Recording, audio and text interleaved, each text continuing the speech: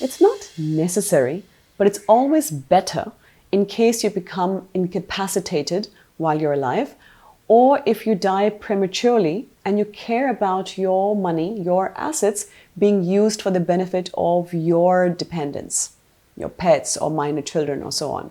A will could be used, but it has its own challenges. Also, you could have a complicated situation. So for example, if you have dependents living in multiple jurisdictions, there could be tax implications. Or if they have special needs, that could be another situation.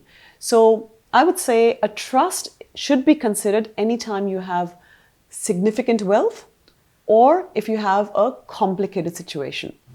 Stuff we hope you understand. Everything I've said in this video is educational, not advice. All financial securities, including mutual funds, are subject to market risks. If you don't know what that is or are still scared of it, watch all my videos again.